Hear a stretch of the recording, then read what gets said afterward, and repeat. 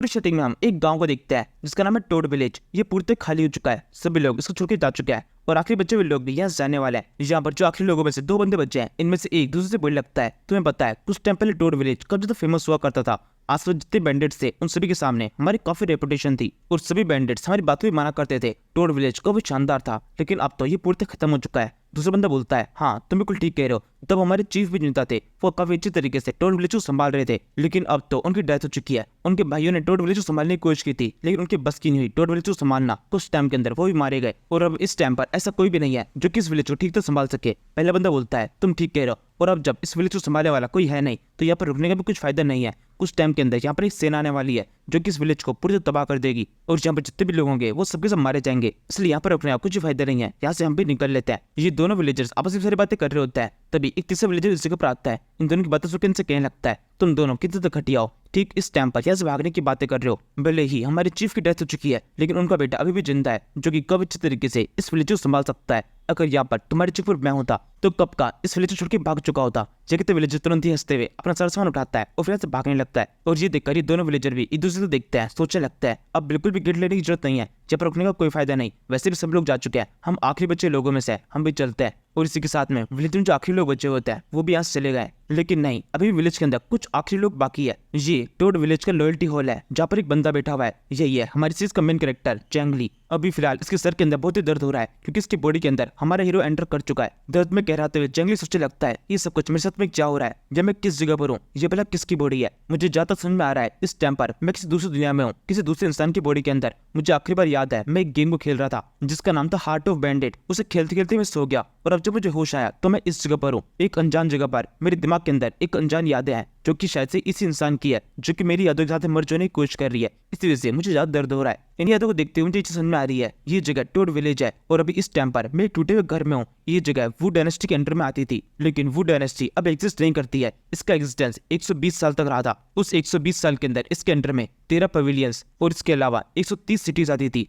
120 साल के अंदर इन्होंने पूरी जगह को काफी अच्छी तरह विकसित किया था, लेकिन बाद में इसके ऊपर कई सारे अटैक हुए। अंदर की साइड में भी सिविल वॉर शुरू हो गई और पूरी वू डायनेस्टी कई सारे छोटे टुकड़ों में बट गई। और अब इस टाइम पर वू डायनेस्टी का कोई भी एग्जिस्टेंस नहीं है। हर कोई अपने अपने हिसाब से डायनेस्टी को बांट चुका है और वो सारे विलेज जो कि इतने बड़े नहीं है जो कि अपने आप में पूरी डायनेस्टी बना सके, उन्होंने बैंडिट्स विलेज बना दिया है। टोड विलेज भी इन्हीं में से एक है। जब अब तक जितने विलेजेस रहते थे वो सारे सारे बैंडिट थे जो कि दूसरे लोगों को लूट कर अपना गुजारा करते थे। टोड विलेज के संस्थापक जब इस जगह पर आए थे उनकी इस जगह पर काफी अच्छी रेपुटेशन थी, इसलिए बैंडिट्स के बीच में उन्होंने काफी अच्छी तरीके से टोड विलेज को स्टेबलाइज किया। लेकिन अब जब उनकी डेथ हो चुकी है तब टोड विलेज भी अपने खत्म होने के कगार पे आ चुका है क्योंकि कोई भी नहीं था जो कि इस विलेज को ठीक से संभाल सके। अभी फिलहाल ये विलेज पूरी तरह खाली हो चुका है। जितने भी लोग थे वो सब के सब विलेज को छोड़ के जा रहे हैं। यही सोचते हुए चैंगली कभी परेशान हो रहा होता है तो पीछे की साइड एक हाथ उसकी तरफ आता है, उससे कहने लगता है, प्लीज सुनिए। ये कहते सेंजी नाम का एक बंदा इसके पहुंच जाता है। चैंगली कहता है, तुम अभी तक यहाँ से नहीं गए। सेंजी कहता है, मैं बस जाने वाला था। वैसे सेंजी स्टेट टोड विलेज का स्ट्रेटेजिस्ट है और अब जब पूरे विलेज से तो कोई बचा नहीं है तो यहाँ पे स्ट्रेटेजिस्ट का क्या काम, वो भी अब यहाँ से जाने वाला है। उसे अभी तक उम्मीद थी कि कुछ हो सकता है,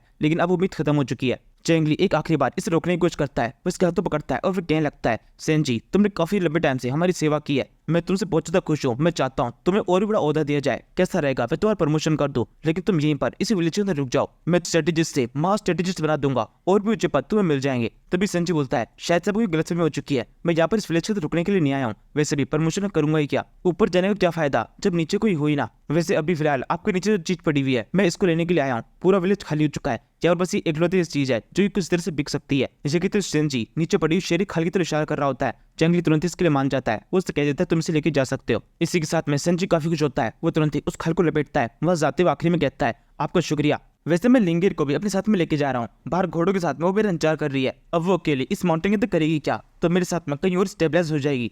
ठीक है, सेंजी चला जाता है और अब फाइनली ये जगह पूरी तरह खाली हो चुकी है। जगह आखिरी बंदा जो बचा हुआ है वो हमारा हीरो चैंगली ही है, जो कि अपना सर पटकते हुए सोचने लगता है, ये विलेज पूरी तरह खाली हो चुका है, अब भला किस तरीके से मैं इसको अपग्रेड करूंगा। इस पूरी जगह पर मैं अकेला क्या करने वाला हूँ, अकेला तो या मैं परेशान हो जाऊंगा। चैंगली से वो सोच रहा होता है तो पीछे की साइड से एक हाथ उस जगह पर आता है और सीधे थोड़ा सा एकदम पास आने के बाद में चैंगली के सिर पे जोर से मार देता है। चैंगली चिल्ला कहता है, किस हरकत है ये कहने के साथ में वो एकदम अलग जगह पहुंच जाता है। ये कोई सिस्टम लोकेशन है जहाँ पर उसे सामने की तरफ एक बड़ी सी लाइट दिखाई दे रही है। जैसे वो लाइट आगे बढ़ती जाती है वो शेप लेने लगती है। ये एक लड़की का शेप है जिसने शुरुआत में तो किसी तरह कपड़े नहीं पहन रखे होते हैं, लेकिन धीरे धीरे करके उसकी बॉडी के ऊपर कपड़े पहन जाते हैं। चैंगली उससे पूछता है, ये कौन सी जगह है, तुम कौन हो। लड़की बोलती है, ब्रेव यंग मैन, आखिरकार तुम यहाँ पर आए गए, तुम्हारा ही हम काफी लंबे टाइम से इंतजार कर रहे थे। चेंगली बोलता है मेरा इंतजार कर रहे थे, वैसे आप बताओ आप हो कौन। लड़की बोलती है ये सिस्टम पैलेस है और मैं हूँ एबॉडीमेट, तुम्हें खुश होना चाहिए, तुमने हार्ट ऑफ बैंडिट को एक्टिवेट कर दिया है। ये कहते हुए लड़की को सामने की तरफ एक हीरे को दिखाती है। ये एक नीले रंग का हीरा है जो कि अपने साइज को बढ़ाने लगता है। सिस्टम लोकेशन अब पूरी दिखाई देने लगी है। जिनको सामने की तरफ एक सिस्टम लोकेशन अब पूरी दिखाई देने लगी है। चेंगली को सामने की तरफ पूरा सिस्टम शो होने लगता है। चेंगली कहता है कि सब कुछ क्या है, हार्ट ऑफ बैंडिट, क्या ये वही गेम है जो कि मैं उस टाइम पे खेल रहा था, मैं उसी गेम के अंदर एंटर कर चुका हूँ। लड़की बोलती है हाँ बिल्कुल, तुम इस गेम के अंदर एंटर कर चुके हो और मैं हूँ तुम्हारी होस्ट एम्बोडीनेट, तुम मुझे अपनी सबसे अच्छी दोस्त समझ सकते हो, मैं तुम्हारे लिए वो सब कुछ करने वाली हूँ जो कि एक दोस्त करता है। लड़की की इतना कहने के साथ में लियन को तुरंत ही एक बहुत बड़ी स्क्रीन शो होती है जिसके ऊपर लिखा हुआ है इस जगह का नाम टोड विलेज है, इसके ओनर का नाम है चेंगली और अभी इस टाइम पर पूरे विलेज के अंदर केवल 3 लोग हैं, एक हो तुम खुद, एक है तुम्हारा स्ट्रेटेजिस्ट और एक है झाड़ू लगाने वाला। चेंगली कहता है ये तो काफी कमाल का है, मेरे पास में अपनी खुद की पूरी सिस्टम विंडो है। ये तो चेंगली खुश हो रहा होता है लेकिन अगले सेकंड वो काफी दुखी हो जाता है। उसे तो एक और स्क्रीन विंडो होती है जिसके ऊपर लिखा हुआ है तुम्हारे पास में एक मिशन है,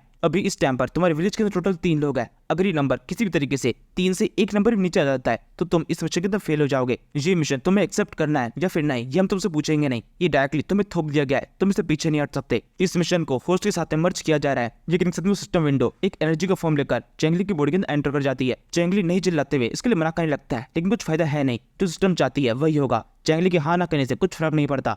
तभी ये लड़की हंसते हुए बोलती है मुबारक हो, तुम्हें तुम्हारा फर्स्ट मिशन मिल चुका है, ये काफी शानदार मिशन है, तुम्हें एहसास तो होगा ही ना तुम्हारे विलेज के साथ से 3 लोग एक विलेज में होना काफी ज्यादा शर्म की बात होती है, इस विलेज में और भी लोग होने चाहिए, इस नंबर को और ज्यादा बढ़ाओ। इस लड़की के तकनीक के साथ में चेंगली को वहां पर इसके विंडो पे चोरी होती है जिसके ऊपर उसका मिशन लिखा हुआ है। चेंगली कहता है वैसे मुझे ये बताओ मैं इस जगह से बाहर कैसे निकलूंगा। लड़की बोलती है मैंने कहा था मैं तुम्हारी दोस्त की तरह हूँ, मैं हर तरीके से तुम्हारी मदद करूंगी। ये कहते हुए चेंगली को एक अच्छी दोस्त की तरह उसे कॉलर से पकड़ती है और फिर जोर से बाहर की तरफ फेंक देती है। तेजी से हवा में उड़ते हुए जिम विचला कहता है ये भला किस तरह की दोस्ती है, कौन सा दोस्त ऐसा करता है। इसके अगले सेकंड चेंगली नॉर्मल जगह पहुंच जाता है, वो कहीं से गिरा नहीं है, बस नॉर्मली अपनी बॉडी में पहुंच गया है। लेकिन अभी भी वो काफी डरा हुआ है, बुरी तरह से हाफ रहा होता है और उसे लगने लगता है उसने भी जो कुछ भी देखा वो सब कुछ एक सपना था।